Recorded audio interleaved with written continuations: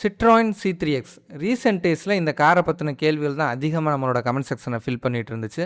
நம்ம வந்து சிட்ராயின் C3Xோட test experience video already post பண்ணியிருந்தோம். இதுக்கு முன்னாடி நம்ம போட்டிருந்த பழைய வீடியோவில் இந்த காரை வந்து கன்சிடர் பண்ணுறதுக்கு பதிலாக, அதாவது 6,20,000 இதோட ஆன் ரோட் ப்ரைஸ் வருது. அதோட கம்பல்சரியாக ஒரு 50,000க்கான அக்சசரிஸை கண்டிப்பாக நீங்கள் எடுக்கணும் அப்படின்ற மாதிரி சில இடங்களில் ஃபோர்ஸ் பண்ணுறாங்கன்னு சொல்லியிருந்தோம். அப்போ 6,70,000க்கு இந்த கார் வர்றப்போ ஜஸ்ட் வந்து ஒரு 30,000 மட்டும் நம்ம அதிகமாக போட்டாலே இதை விட நல்ல ரிலேபிளான கார்களான ஸ்விஃப்ட்டு, அதுக்கப்புறம் பலீனோ, இந்த மாதிரி கார்களுமே கிடச்சிருது மார்க்கெட்டில் அப்படின்ற மாதிரி நம்ம சொல்லியிருந்தோம்.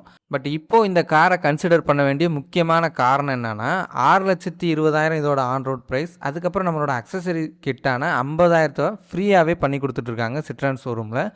ஸோ 6,20,000க்கே ஒரு மிட் வேரியன்ட் கார் மாதிரி உங்களுக்கு ரிவர்ஸ் கேமரா, அப்புறம் ஃபாக் லாம்ப்பு, இந்த மாதிரி விஷயங்கள் நிறைய ஆட் பண்ணி கொடுக்குறாங்க. இது வந்து ஒரு நல்ல ஆட் ஆன் தான். எதனால் அப்படி சொல்கிறேன்னா, 6,20,000க்கு மார்க்கெட்டில் கிடைக்கக்கூடிய மற்ற கார்கள்லாம் என்னென்னா, டாட்டா டியாகோவோட பேஸ் வேரியண்ட், வேகனாரோட பேஸ் வேரியண்ட் கிட்டத்தட்ட அந்த ப்ரைஸ்க்கு வருது. மாருதி செலரியோ, இந்த கார்கள் தான் நம்மளுக்கு இந்த ப்ரைஸ்க்கு கிடைக்குது. பட் 6,20,000க்கு சிட்ரானோட நல்ல ஒரு சேசிஸ், நல்ல என்ஜின், நல்ல சஸ்பென்ஷன் டியூனிங், அந்த காம்படிட்டராக இருக்கக்கூடிய மற்ற கார்களை கம்பேர் பண்ணுறப்போ ரைடிங் கம்ஃபர்ட்டுமே நல்ல ஒரு பெஸ்ட்டாக இருக்கும்.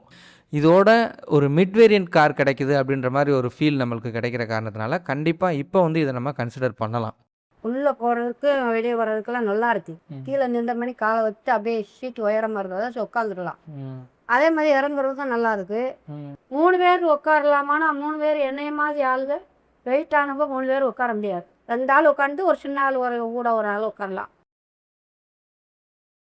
இந்த கால் நீட்டுறதுக்கு மடக்கிறதுக்கெல்லாம் எப்படி? கால் நீட்டுறதுக்கெல்லாம் நல்லா இருந்துச்சு. அந்த இது ஓரளவுக்கு பரவாயில்லாம இருந்துச்சு இந்த தொடைக்கிட்ட. ஆமாம். அப்புறம் அதே மாதிரி இங்கே அந்த கழுத்துக்கிட்ட வந்து அது நம்ம சொல்ல போனால் அந்த கழுத்து வலி வரும். ஹெட்ரூம் வந்து நல்லா தாராளமாகவே கொடுத்துருந்தாங்க. அதேமாதிரி லெக் ரூமும் நல்லா தாராளமாக இருந்துச்சு. ஆனால் நான் மிடில் உட்காந்துருந்ததுனால எனக்கு முட்டி தட்டுற மாதிரி இருந்தது. அது கொஞ்சம் ஹம்ப் வந்து கொஞ்சம் பின்னாடி நல்லா கொஞ்சம் தள்ளி கொடுத்துருந்தாங்க. அது ஒன்று தான் கொஞ்சம் ப்ராப்ளமாக இருந்தது.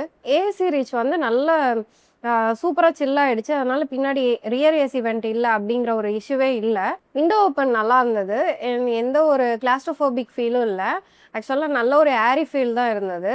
அப்புறம் வந்துட்டு இந்த காரோடைய ரியர் சீட் வந்து நல்லா ஹைட்டாக கொடுத்துருக்கிறதுனால ஒரு தேட்டர் எஃபெக்ட் மாதிரி இருந்தது. நல்லா தேட்டரில் உட்காந்துருப்போங்களா அந்த மாதிரி ரோட் ஃபுல்லாக நல்லா விசிபிளாக தெரிஞ்சது. கிளாஸ்ட்ரோஃபோபிக் ஃபீல் எதுவுமே இருக்காது, வரவும் வராது. அந்த மாதிரி தான் எனக்கு ஃபீல் ஆச்சு.